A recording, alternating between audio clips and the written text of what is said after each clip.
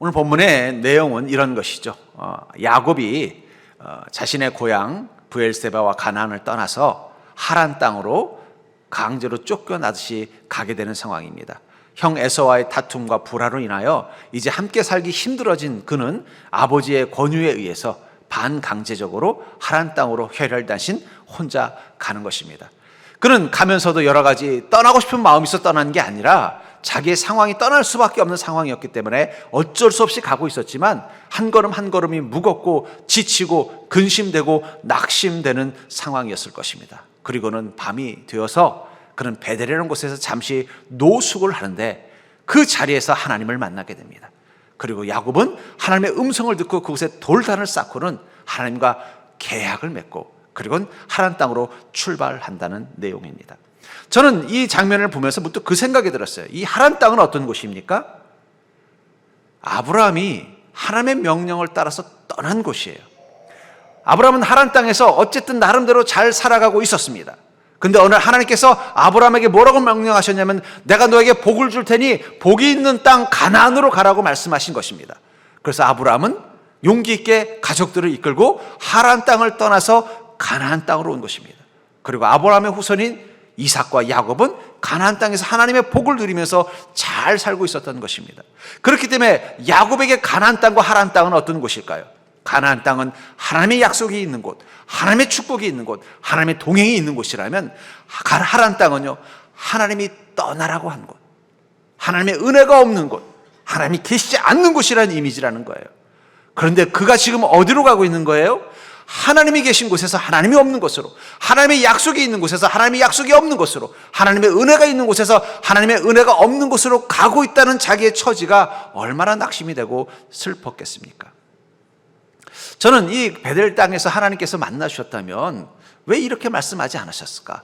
야곱아, 너 비록 아버지가 그 하란 땅으로 가라고 해도 가지 말아라. 그냥 너는 여기 살아라. 브엘세바 아버지 옆에 있기 민망하면 여기 베델에다가 집을 짓고 여기서 시작해라. 내가 아브라함처럼 너에게 복을 주겠다. 이렇게 하실 수도 있잖아요. 실제로 이삭이 가뭄을 만나서 가나안 땅을 떠나서 애굽으로 가려고 할 때 하나님이 어떻게 하셨어요? 가지 말아라. 막으셨잖아요. 하나님께서 이 베델에서 이 야곱을 만나 주셨다면 하란 땅으로 가지 말라고 말씀하실 수 있는데 하나님은 뭐라고 말씀하세요? 그런 말씀하지 않는 가라. 내가 어디로 가든지 너에게 복을 주겠다. 아까도 말한 것처럼 이 하란 땅은 하나님의 약속이 없는 곳, 하나님이 떠나라고 명령하신 곳, 하나님이 없는 곳을 상징한다면 야곱의 두려움은 그 하란 땅이 단순히 낯선 곳이라서가 아니라 그것은 실패의 땅이기 때문입니다. 그의 미래 가운데 기다리는 세상이 실패의 땅이라는 그 사실이 그를 두렵고 낙심되게 만들었는데 그런 그가 베델에서 하나님을 만난 것입니다. 그리고 하나님을 통해서 그는 약속을 받은 거예요. 그 베델에서 하나님의 음성을 듣고 약속을 받는 순간 그의 인생의 하란은 다른 곳으로 바뀌어버린 것입니다.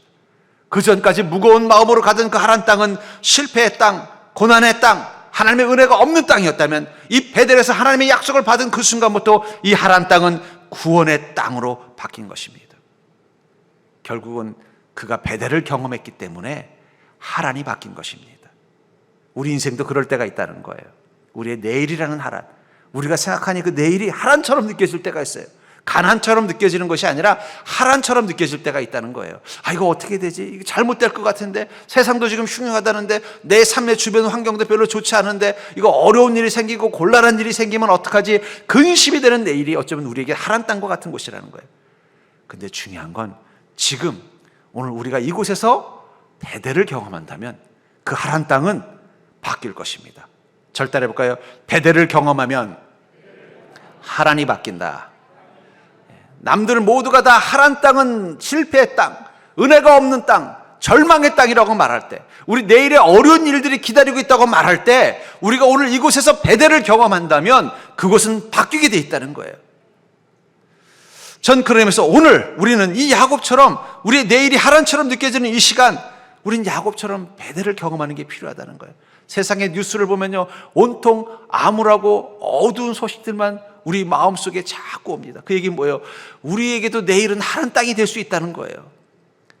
근데 중요한 건 오늘 우리가 베델을 경험한다면 그 하란 땅이 변화된다는 것입니다. 그렇다면 우리 인생 가운데서 베델을 경험한다는 것은 어떤 것일까요? 야곱이 이 베델에서 하나님을 만나고 그곳의 경험이 그의 인생의 하란 땅을 복된 것으로 바꾸어 놓은 것처럼 오늘 우리가 베델을 경험한다면, 우리 인생의 하란 땅이 바뀐다면 그 베델을 경험한다는 것은 무엇이냐는 것입니다. 저는 야곱이 이 베델에서 하나님의 음성을 들었던 이 장면을 통해서 우리가 베델을 경험한다는 것이 무엇인지를 여러분들이 깨닫고 그것을 통해서 여러분들의 내일을 실패와 절망의 땅 하란이 아니라 하나님의 약속과 은혜가 임하는 땅 하란으로 바꾸는 자가 될 수 있기를 주의 이름으로 간절히 축원합니다. 먼저 우리가 베델을 경험한다는 것은 하나님께서 항상 함께 하실 것이라는 것이 믿어지는 게 바로 베델을 경험하는 거예요. 하나님은 항상 나와 함께 하실 것이 믿어지는 것이 바로 베델을 경험한다는 것입니다. 오늘 본문 15절을 보시면 내가 너와 함께 있어 내가 어디로 가든지 너를 지키며 너를 이끌어 이 땅으로 돌아오게 할지라 내가 네게 허락한 것을 다 이루기까지 너를 떠나지 아니하리라 하신지라. 내가 너와 함께 있어 내가 어디로 가든지 너를 지키며. 여기 보니까 이 야곱의 마음에 감동이 된 게 뭐예요? 어디로 가든지 너를 지키겠다는 거예요. 하나님이 함께 하시는데 가나안 땅에서만 함께 하는 것이 아니라 하란 땅으로 가더라도 거기서 나를 지키겠다는 것입니다. 어디로 가든지 나를 지켜주시는 하나님. 때로는 우리가 가는 그 어디로가 하나님의 은혜와 약속 또 하나님 앞에 온전한 믿음으로 가는 길일 때도 있지만 우리의 고집과 무지를 따라갈 때도 있어요. 우리가 다 온전한 믿음으로 우리 인생을 살면 얼마나 좋겠습니까? 때로는 잘못 판단할 때도 있고 잘못 생각할 때도 있고 우리 안에 죄성과 어리석음이 잘못 결단을 하게 할 때도 있다는 거예요. 그런 순간에도 하나님은 나와 함께 계셔서 나를 지켜주신다는 거예요. 그게 바로 어디로 가든지 너를 지키겠다. 전 여러분들이 그런 존재라는 사실을 다시 한번 깨닫는 자가 되기를 주의 이름으로 축복합니다. 그게 믿어지는 게 함께 하시는 하나님을 믿는 거라는 거예요. 아, 내가 어디로 가든지 하나님 나와 함께 계시는 거야. 설령 내가 실수를 하더라도, 설령 내가 실패를 하더라도, 내가 내 이 연약함과 어리석음 때문에 잘못된 판단을 하더라도 분명 그 길을 가더라도 하나님 함께 가실 거라는 거예요. 물론 하나님께서 가시면서 뒤에서 그러겠죠. 아이고 이 못나니. 그 왜 그러길래 그러지 말라는데 왜 그 길을 선택해가지고 이 고생을 하니? 이 모질이야 하시지만 그럼에도 불구하고 어떻게 된다는 것입니까? 같이 가신다는 거예요. 같이 가셔서 어떻게 하신다는 거예요? 너를 지키겠다. 우리 든든하다는 말 있잖아요. 든든하다. 어떨 때 여러분들은 든든하다는 단어를 써요? 맛있는 오늘 아침에 식사를 하고 오신 분은 든든한 마음으로 예배를 드릴 거고요. 급하게 오느라고 그냥 굶고 오신 분은 지금 배고파서 빨리 오늘은 목사님이 조금만 설교를 빨리 끝내주셨으면 좋겠다. 그 마음 가지고 계신 분도 계실 것입니다. 든든하다는 말이 국어사전에는요, 어떤 것에 대한 믿음으로 마음이 허전하거나 두렵지 않고 굳세다. 어떤 것에 대한 믿음, 어떤 것이 있어야 든든하다는 거예요. 배가 든든하려면 어떤 것이 있어야 돼요? 내 뱃속에 음식이 있어야 든든한 것입니다. 그렇죠? 만약에 내가 어두운 길을 가고 있다면 내 옆에 함께 가는 동행이 있으면 든든할 것입니다. 내 건강에 좀 이상이 느껴지는데 마침 보험을 많이 들어놨으면요 든든할 것입니다. 그리스도인의 든든함은 어디서부터 올까요? 제가 얼마 전에 재밌는 유튜브를 봤어요. 유튜브에 보니까 어린 아기가, 우리나라는 아니고 미국이에요. 그러니까 마당에 이렇게 잔디가 있는 마당인데 거기서 아기가 놀고 있는데 저 건너편에서 목줄이 풀린 이 세파트처럼 보이는, 약 늑대 비슷하게 생긴 세파트처럼 보이는 개 한 마리가 갑자기 손살같이 그 아기를 향해 달려오는 거예요. 그러니까 이 어린 아기를 보더니 그 개가 물으려고 달려오는 거예요. 근데 그 순간 그 아기 뒤에서 그 집에서 키우는 반려견 하나가 재빨리 뛰어오더니 자기보다 등치가 큰 그 세파트를 향해서 막 짖으면서 덤비는 거예요.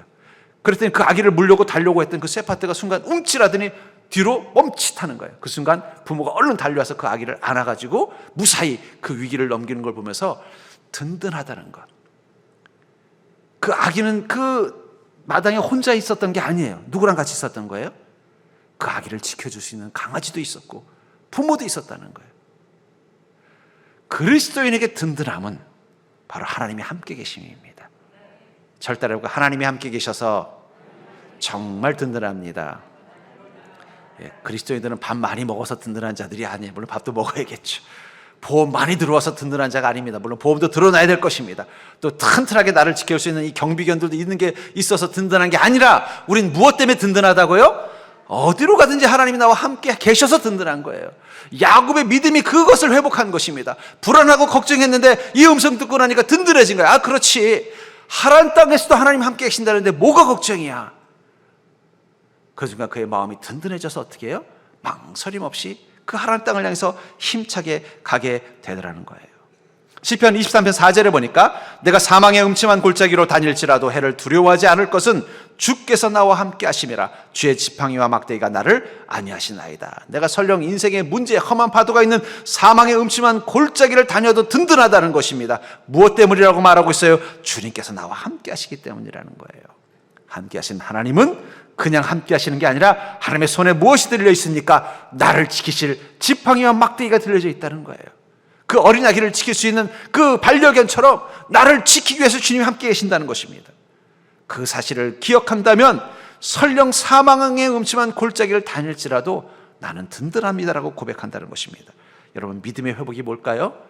그것은 함께 계신 하나님에 대한 든든한 마음을 회복하는 것입니다. 여러분들에게 지금 필요한 베델의 회복, 베델의 경험은 하나님이 함께 계셔서 든든합니다. 이 믿음을 회복하는 것입니다. 전 여러분들이 그 믿음을 회복하는 자가 될 수 있기를 주의 이름으로 간절히 축원합니다. 하란 땅이 아니라 더한 곳으로 가더라도 하나님이 함께 계시면 든든해요. 하나님 반드시 우리를 지키실 것입니다. 두 번째로, 우리 인생에서 베델을 경험한다는 것은 어떤 의미일까요? 그것은 바로 회복의 시간을 준비하고 계심을 믿어지는 것입니다. 우리가 우리 인생 가운데 하나님의 회복의 시간을 준비하고 계심을 믿어지는 게 바로 베델을 경험하는 것입니다. 오늘 본문 15절을 또 보시면 내가 너와 함께 있어 내가 어디로 가든지 너를 지키며 너를 이끌어 이 땅으로 돌아오게 할지라. 내가 내게 허락한 것을 다 이루기까지 너를 떠나지 아니하리라 하신지라. 너를 이끌어 이 땅으로 돌아오게 하시겠다. 야곱이 지금 왜 이 어려운 일을 겪게 됐어요? 갑자기 부모로부터 마치 쫓겨나듯이 나와가지고 하란 땅으로 가는 이 일이 왜 일어났어요? 그가 장자권에 집착했기 때문입니다. 형 에서에게 돌아갈 그 장자권을 자기가 갖고 싶었던 거예요. 쌍둥이로 태어났는데 너무 억울했던 것입니다. 근데 왜 이 야곱은 이 장자권에게 집착을 했을까요? 그것은 아마 그가 자기의 아버지와 자기의 큰아버지를 보았기 때문이에요. 야곱의 큰아버지는 누굴까요? 이스마엘입니다. 근데 하나님께서 장자권을 누구에게 줬어요? 이스마엘이 아니라 이삭에게 줬잖아요. 이삭에게 준 순간 어떤 일이 일어났어요? 아브라함이, 할아버지가, 큰아버지는 저 가나안 변방으로 보내버리고 넌 거기서 살고 가나안 땅 들어오지 말아라. 변방으로 보내버리고 아들 이삭, 자기 아버지 이삭에게 모든 걸 다 물려주지 않습니까? 이 사실을 알고 있었던 야곱은 마음속으로 다짐했을 것입니다. 내가 무슨 일이 있어도 장자권을 내가 받아야 되겠다. 그러니까 어떻게 해요? 형을 속이고 아버지를 속인 거예요. 그러면 되는 줄 알았어요. 그러면 내가 이 가나안 땅의 복을 누리고 하나님의 복을 누리고 장자의 복을 누릴 줄 알았어요. 그런데 결과는 어떻게 됐어요? 가나안 땅에서 쫓겨나게 된 거예요. 아버지 말로는 가서 결혼하고 애기들 데리고 잘 데려와라. 말은 그렇게 하지만 이제 영원히 헤어질 수도 있는 거예요. 하나안 땅으로 떠나게 된 것입니다. 꼭 그 샘족 여인과 결혼시키려면 굳이 뭐 아버지처럼 가서 데리고 오면 되는데 야곱을 그걸로 가라고 한 건 무엇 때문이에요? 본인은 그냥 그 아내 리브가 데리고 와서 결혼했는데 왜 자기는 가라고 했을까요? 말은 그거지만 실제로는 뭐예요? 좀 넌 떠나 있어라. 아니, 자기는 정말 장자가 되고 싶어서, 아버지와 같은 장자가 되고 싶어서 이렇게 했는데 결과는 무엇입니까? 오히려 장자의 권리를 뺏긴 사람처럼 가나안 땅에서 쫓겨나게 됐다는 거예요. 그게 얼마나 낙심이 됐겠어요. 그런 그에게 하나님이 오셔서 뭐라고 말씀하세요? 너는 이 땅으로 다시 돌아올 것이다. 이 땅으로 다시 돌아온다는 것은 그냥 가나안 땅에서 이제 노후에 살게 된다는 것이 아니라 나는 너를 장자로 인정한다는 거예요. 가나안 땅은 어떤 곳입니까? 하나님께서 주시는 땅, 하나님의 축복이 있는 땅, 하나님의 약속이 있는 땅을 상징하는 것입니다. 그곳으로 돌아온다는 것은 비록 너의 아버지는 너를 장자로 인정하지 않아도 나는 너를 장자로 인정한다는 거예요. 그 음성을 듣는 순간 야곱은 힘이 났을 것입니다. 하나님이 나를 인정하신다면 이 가나안 땅의 주인은 내가 되겠구나. 그게 돌아온다는 단어 속에 있다는 것입니다. 민수기 23장 19절부터 20절에 보면은 하나님은 인생이 아니시니 시건치 않으시고 인자가 아니시니 후회가 없으시도다. 어찌 그 말씀하신 바를 행치 않으시며 하신 말씀을 실행치 않으시랴. 내가 축복의 명을 받았으니 그가 하신 축복을 내가 돌이킬 수 없도다. 이 광야에 있었던 이스라엘 민족을 저주하기 위해서 발락이 발람이라는 선지자를 불러서 그들을 좀 저주해달라고 합니다. 그러나 하나님께서 오히려 그 발람을 통해서 이스라엘 민족을 축복하게 하신 거예요. 깜짝 놀란 발락이 내가 그 많은 돈을 주고 너에게 저주하라고 시켰더니 왜 그들을 축복하느냐라는 부분에 대해서 뭐라고 말하냐면, 하나님은 반드시 하신 말씀을 지키시는 분이신데 그분이 이스라엘 민족을 축복하기로 했다면 내가 어떻게 그들을 저주할 수 있겠냐는 거예요. 너희가 아무리 많은 돈을 받았어도 그건 불가능하다는 거예요. 하나님이 결정하셨다면 그 결정하신 일은 반드시 이루어질 거라는 거예요. 저는 그게 믿음이라고 생각합니다. 하나님께서 결정하셨다면 그것은 반드시 이루어질 것입니다. 야곱에겐 그런 믿음이 있었던 거예요. 이 베델의 경험은 바로 그 믿음의 확신이에요. 하나님이 반드시 돌아오게 하시겠다고 했으면 돌아온다는 믿음, 장자로 택하셨다면 장자의 복을 주시겠다는 그 믿음을 가지게 된 것입니다. 그리고 그 사실에 대한 그 기쁨이, 그 확신이 그로 하여금 두려움 없이 하란 땅을 향해 갈 수 있게 만들어주는 힘이 된 것입니다. 믿음이라는 것은 반드시 확신이 필요해요. 여러분, 확신이 없는 믿음은 없어요. 특별히 그 확신은 하나님에 대한 확신일 것입니다. 우리가 믿음을 갖는다는 것은 하나님에 대한 확신이며 하나님의 약속에 대한 확신입니다. 하나님의 약속에 대한 확신이 있기 때문에 우리는 어떻게 될까요? 믿음으로 산다는 것은 확신을 가지고 사는 것이고 확신대로 행하게 되어 있다는 거예요. 하나님께서 돌아오게 하시겠다고 말씀하셨다면 나는 반드시 돌아올 것이고, 돌아올 때까지 그 하란 땅에서 내가 어떻게 믿음을 지키면서 하나님과 함께 동행할 것인가를 고민하면 되겠구나. 걱정할 필요 없구나. 근심할 필요 없구나. 여러분들, 하나님께서 여러분들에게 축복의 그 복을 누리는 인생으로 약속하셨다면, 여러분들 중에 혹시 하나님이 다른 약속하신 분이 있습니까? 너는 평생 살면서 고생하리라. 너는 이 땅에서 맨날 눈물만 흘리다가 어쩔 수 없이 천국으로 끌려가리라. 너는 하는 일들마다 불행한 일이 계속되리라. 혹시 이런 약속 받으신 분? 다 여러분들은 좋은 약속 받으신 줄 믿습니다. 이 야곱에게 하나님께서 어떤 약속을 하신 거예요? 걱정하지 마라. 난 너를 장자로 인정하니까 이곳으로 돌아와서 가나안의 주인이 되어서 가나안의 복을 누리게 해주겠다고 약속하셨다는 거예요. 그 믿음의 확신이 있었기 때문에 그는 비록 잠시 가나안 땅을 떠나지만 두려워하지 않고 오히려 돌아올 날을 소망하면서, 그럼 하란 땅에서도 어떻게 주님의 약속을 믿고 주님과 동행하는 삶을 살까를 고민하면서 떠났다는 거예요. 여러분들 그 약속 받았다면 설령 여러분들이 하란 땅을 향해 가는 시간일지라도 고민하고 근심할 게 아니라 그 속에서 내가 어떻게 믿음 잘 지키면서 어떻게 주님의 약속을 소망하면서 어떻게 주님과 동행할까만 고민하면서 여러분들이 하란 땅을 향해 가는 자가 될 수 있기를 주의 이름으로 간절히 축원합니다. 그게 바로 믿음으로 사는 거예요. 믿음으로 산다는 건 확신을 가지고 사는 것입니다. 확신을 가진 사람은 반드시 확신대로 행하며 살 수밖에 없는 것입니다. 그래서 마가복음 5장 27절부터 28절에 보면은 혈루증 앓던 한 여인이 그 병으로 오랫동안 고생했어요. 자기 미래에 기다리고 있는 시간들은 하란 땅과 같은 거예요. 하나님의 저주를 받은 사람, 하나님의 은혜가 없는 인생. 그런 그가 예수 그리스도를 만나는 순간 그의 마음에 확신이 생겼어요. 아니다, 하나님 나에게 복 주신다고 약속하셨어. 그러니까 이게 예수님을 만날 수 있었지. 그 순간 자신의 마음 가운데 하나님의 음성이 들리는 거예요. 네가 정말 하나님의 사랑을 믿는다면 이 시간 손을 내밀어서 예수님의 옷자락을 만져라. 만지기만 해도 너의 병은 나으리라. 그 약속에 대한 확신이 생기는 순간 그녀는 망설이지 않고 손을 내밉니다. 그것을 마가복음 5장 27절부터 28절에 예수의 소문을 듣고 무리 가운데 끼어 뒤로 와서 그 옷에 손을 대니 이는 내가 그의 옷에만 손을 대어도 구원을 받으리라 생각함일러라. 그녀의 마음 가운데, 그녀의 믿음 가운데 확신이 생긴 것입니다.